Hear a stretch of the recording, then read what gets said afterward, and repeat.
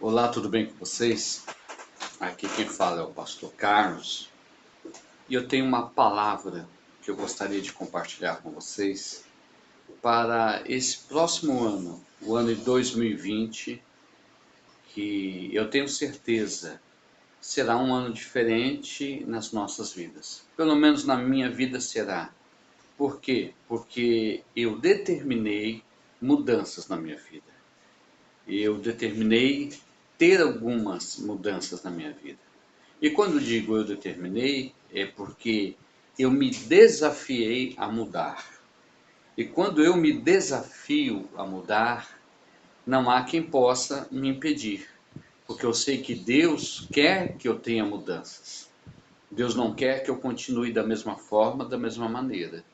E eu decidi mudar muitas coisas na minha vida. Eu quero ler com vocês o Salmo 88. E diz assim a palavra de Deus: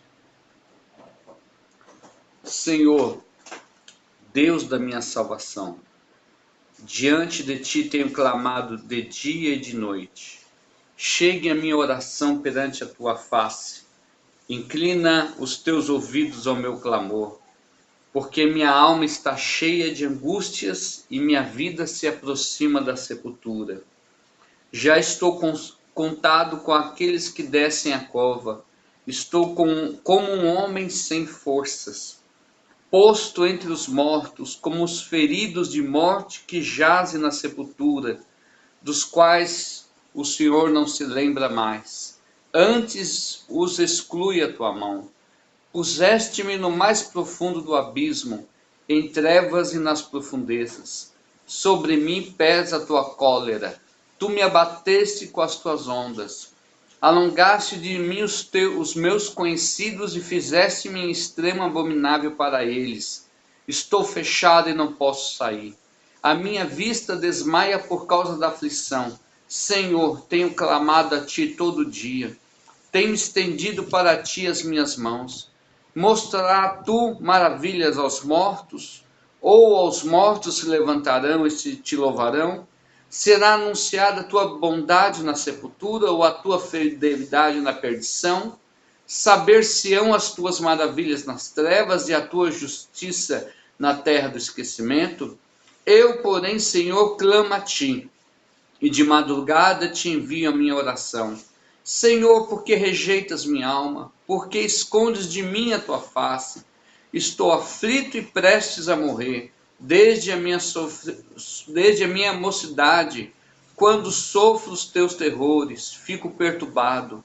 A tua ardente indignação sobre mim vai passando, os teus terrores fazem-me perecer. Como águas me rodeiam todo dia, cercam-me todos juntos.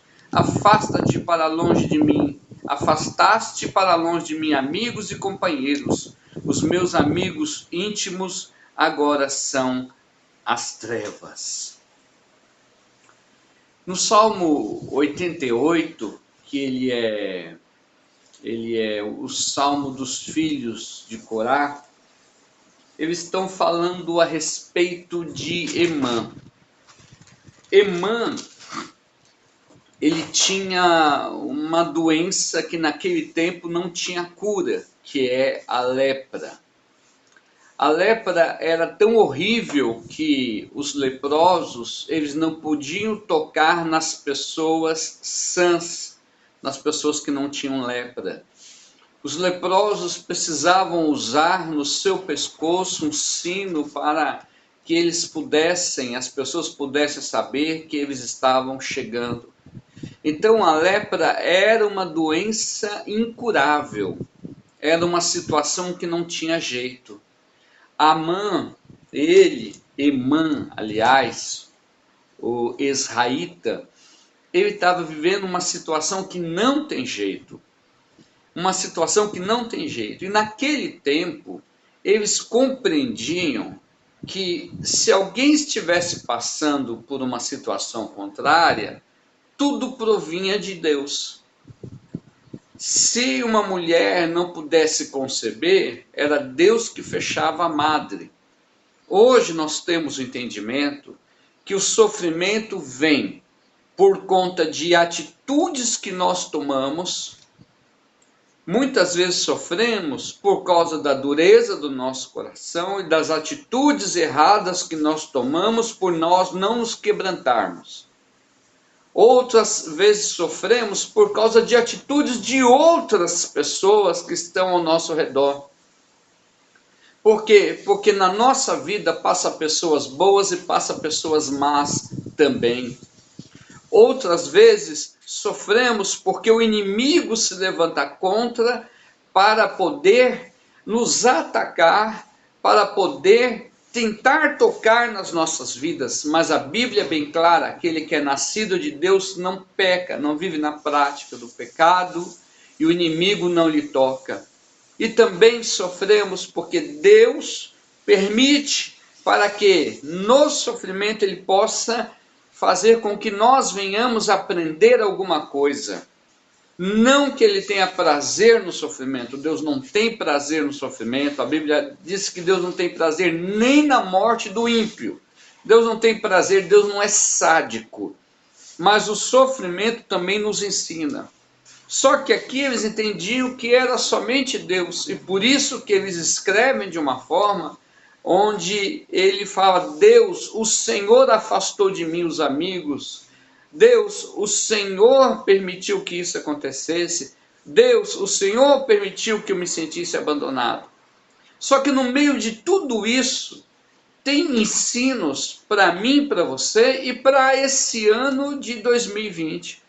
E talvez você se sinta como Emã, numa situação que não tem jeito. Eu quero que você, em primeiro lugar, não fique questionando, tá? Não fique questionando a situação. Não fique questionando a situação, você vai entender por quê. Mas talvez você esteja numa situação que nem Emã, que não tem jeito. Talvez não seja uma lepra, mas seja uma situação que aos teus olhos não tem jeito. Não tem solução, não tem salvação, não tem transformação aos teus olhos humanos, naturais. Aí a Bíblia nos fala o seguinte: Senhor, no versículo 1, Deus da minha salvação, diante de ti tenho clamado de dia e de noite. Ainda no meio dessa situação, ainda no meio deste momento ruim, ainda no meio dessa lepra, ainda com toda essa dor, numa situação impossível aos olhos do homem, o que Emã faz? Clama a Deus. O que é que nós não podemos perder? O nosso clamor a Deus, porque de Deus vem a nossa resposta. 2020 será tremendo, porque Deus dará respostas para a tua vida. Porque Deus é Deus das respostas. A Bíblia fala: os meus ouvidos não estão fechados, nem meus braços estão encolhidos, para que não possa ouvir a tua oração. Clame a mim, responder-te-ei e anunciar-te-ei coisas grandes e ocultas, tão ocultas, você ainda não sabe, mas eu vou te anunciar essas coisas que estão ocultas e você não sabe. Clame a mim, que eu vou fazer isso na sua vida. Emã, mesmo com toda a lepra, ele clamava a Deus de dia e de noite, ou seja, em todo o tempo ele clamava ao Senhor. Então, independente de qual for sua situação, independente se sua situação for igual a de Emã, uma situação que não tem jeito aos olhos humanos, clame a Deus de dia e de noite, não desfaleça tuas forças, fortaleça-se no Senhor, porque do Senhor virá a tua resposta. Mas tem um segundo ensino aqui que eu quero ler aqui para vocês.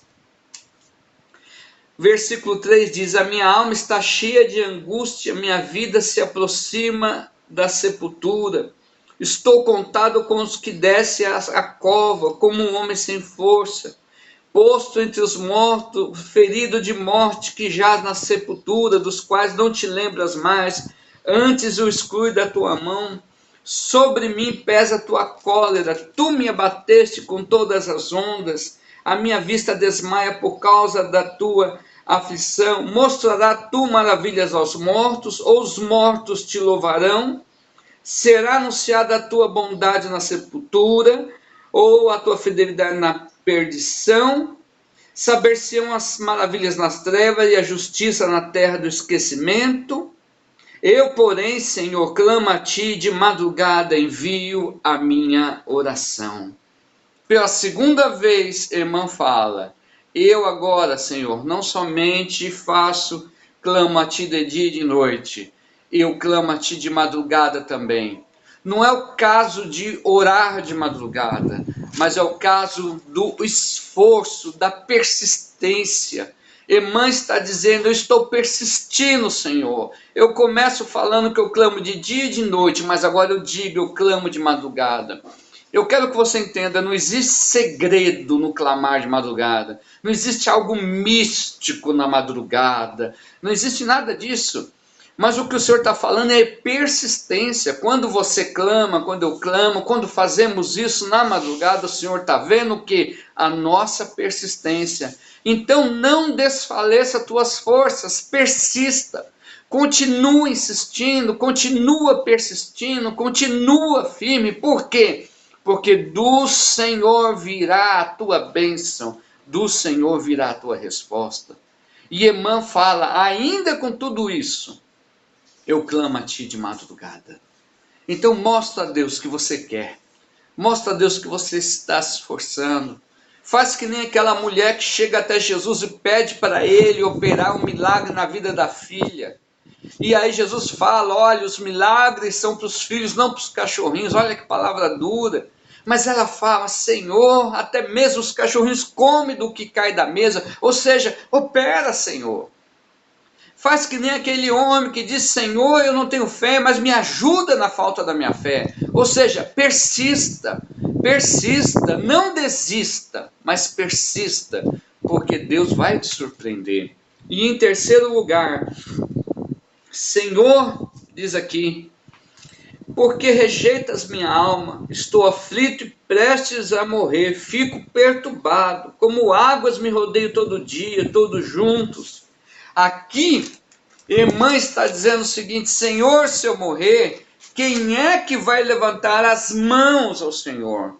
Sabe o que ele está querendo dizer aqui? Eu fechei aqui porque o vento está batendo e fechou minha Bíblia para não gastar muito tempo procurando. Irmã está dizendo: Senhor, ainda que vivendo tudo isso eu vou levantar mãos. Sabe o que é levantar mãos? Adoração. Sabe o que é adoração? É você ter um coração cheio de gratidão. É você ser grato a Deus. Ser grato a Deus por esse ano que passou, por tudo aquilo que aconteceu, ser grato a Deus por sua vida, ser grato a Deus por sua família, ser grato a Deus por aquelas pessoas que estão ao seu lado, levantar as mãos e dizer: obrigado, Senhor. Ao invés de olhar para o negativo, para aquilo que não deu, comece a olhar para aquilo que deu.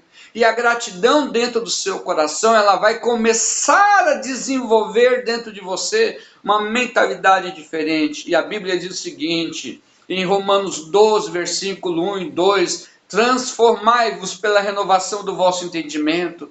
Hoje eu falava com uma pessoa, uma amiga, uma bispa de uma igreja, e falava: os crentes pararam de renovar a mente, eles estão parados, e a mente precisa ser renovada. Ontem eu recebo da Espanha uma mensagem de um pastor que diz: nós estamos muito abençoados porque nós terminamos nosso curso de coach familiar. Olha só, coach familiar para ajudar famílias na igreja. E ele falava assim para mim: porque a mente dele se expandiu. E às vezes nós vemos aqui mentes muito pequenas, muito fechadas. E eu quero que você entenda uma coisa: seja grato por cada coisa e abra a sua mente, porque Deus tem coisas novas. Só que o novo de Deus só pode acontecer quando a nuvem de Deus se mover e quando você se mover debaixo dessa nuvem de Deus. Quando a nuvem de Deus se move, você se move, o melhor de Deus começa a acontecer na sua vida também. Que você tenha um 2020 de mudanças, mas não espere mudanças porque você vai vestir branco, porque você vai comer lentilha, porque você vai vestir amarelo, ou vai encontrar o trevo de 4 folhas. Não acredito nada disso e creio que você também. Mas creia que 2020 será um ano transformado, porque você vai mudar. Você vai se esforçar mais na oração, independente da situação.